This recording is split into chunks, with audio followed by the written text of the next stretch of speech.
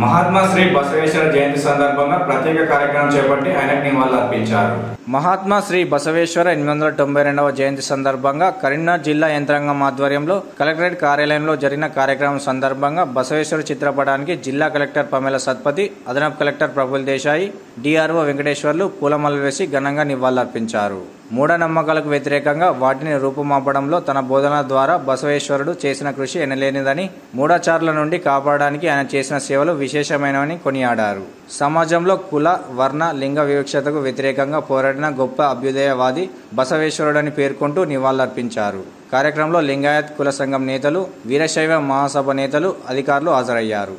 మనం ఏ వృత్తి అయితే చేస్తామో దాన్ని పరిపూర్ణంగా నిమగ్నమై చేయడమే మన యొక్క జీవిత లక్ష్యం అని చెప్పాడు. నువ్వు దేవాలయానికి వెళ్ళాలి, ప్రతిరోజు దేవాలయానికి వెళ్ళి దేవుని దర్శనం చేయాలి, దేవునికి పూజ చేయాలి.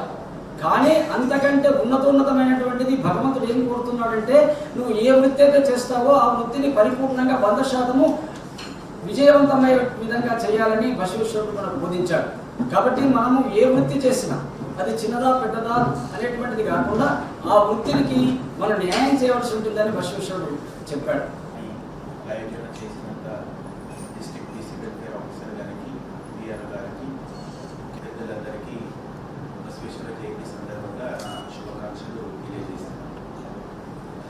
బసవేశ్వర సాధారణ కుటుంబాలు జన్మించారు. అప్పర్ కాస్ట్ ఒక బ్రాహ్మణ కుటుంబాలు కూడా జన్మిస్తే కూడా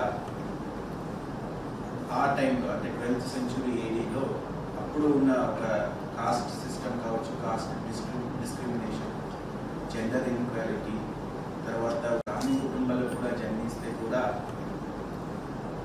ఆ టైంలో అంటే 12th century ADలో అప్పుడు ఉన్న ఒక కాస్ట్ సిస్టమ్ కావచ్చు, కాస్ట్ డిస్క్రిమినేషన్, జెండర్ ఇన్ఈక్వాలిటీ, తర్వాత వర్క్లో ఉన్న ఒక భేదభావం, ఇవన్నీ కూడా చూసి ఒక మూమెంట్ని ఎప్పుడో స్టార్ట్ చేసుకున్నారు.